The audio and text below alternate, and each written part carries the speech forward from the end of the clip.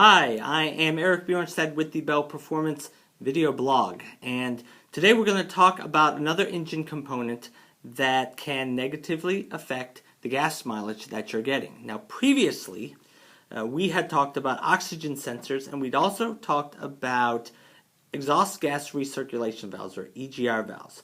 And if you recall, an oxygen sensor can drop your fuel mileage when it becomes dirty and it gives incorrect readings of your exhaust, which causes your engine to use too much fuel. Okay, that's number one. Second one, your EGR valve, if it becomes dirty and gets stuck, then it allows exhaust gas to recirculate at times when it's not supposed to, and that drops your fuel mileage and wrecks your vehicle's performance as well. So that's number two.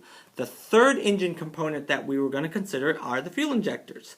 Now, not many people may know how an EGR valve works or why you need an oxygen sensor, but most people have a decent idea how a fuel injection system works, how a fuel injector works.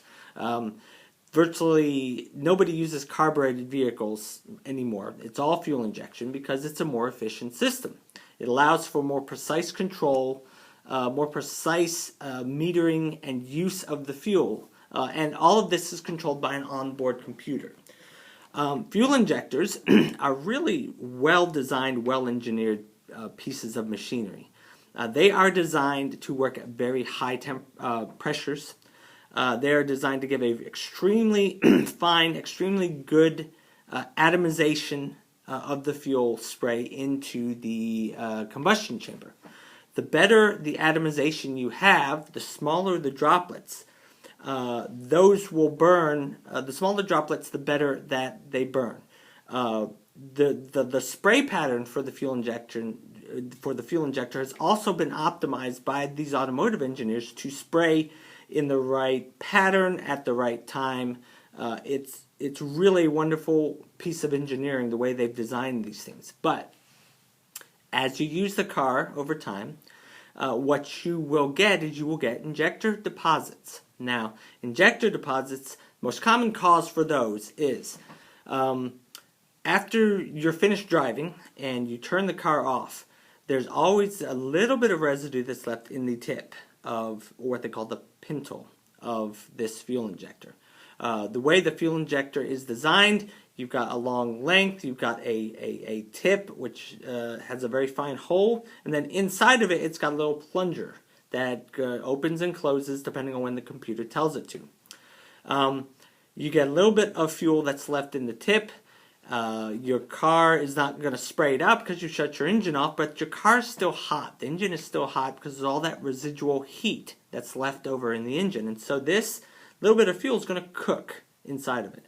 And when it cooks, it's going to turn black, it's going to turn sticky, it's going to have some unburned carbon residue, and then you get a little bit more buildup over time, the next day and the next day and the next day, and eventually what you get is an injector deposit that becomes large enough to change the way the fuel sprays into the combustion chamber. And anytime you change the way the fuel sprays, you're going to change the efficiency of the engine.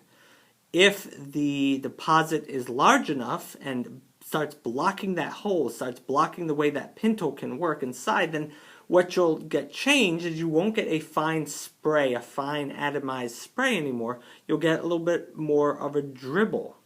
And that dribble does not burn like a spray does within the combustion chamber. And so you'll get some of the fuel won't burn when it's supposed to. It'll hit the sides of the combustion chamber.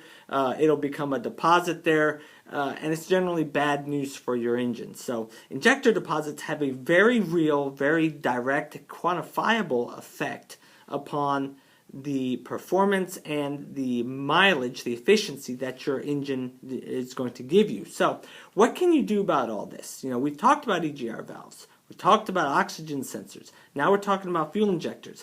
It's nice to know that those can give you problems, but what can you do about this? Well, the easiest thing, most cost-effective thing you can do is use a good quality fuel additive, a good quality gas additive, a good quality diesel additive.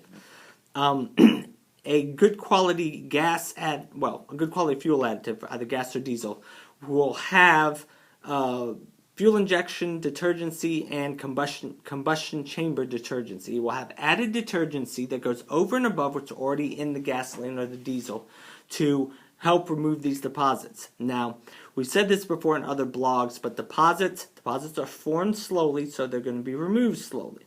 But you run a fuel additive through your tank, a couple, 2, 3, 4 tanks, depending on how dirty your engine is. It will clean your engine right up, and it's going to restore your mileage and restore your performance back to the way it was when it was new. Because remember, new vehicles always get the best mileage and always get the best performance.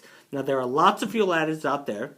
Naturally, we at Bell Performance are the ones making this video blog, and so you would expect us to say that ours are the best. Well, we like to think that, but we're not going to make a blog just saying, hey, buy our stuff because we're the best. No, we believe that our best customers are the most informed customers, and you're going to make your own decision.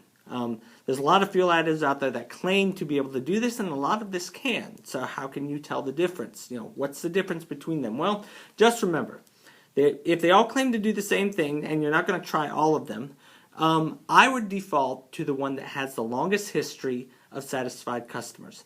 And fortunately for us, we invented the first fuel additive, and so we're confident that if you give Bell Performance Mix a go, or ethanol defense for if you're burning gasoline, or diesel for diesel fuel, if you give them a try, you will be more than happy with the results that you get. So, thanks very much for joining me today with the Bell Performance video blog. If you like this blog, then please like it on YouTube. We'd appreciate it. And become a subscriber to our blog at bellperformance.com. Thanks for joining me today, and we will see you next time. Bye-bye.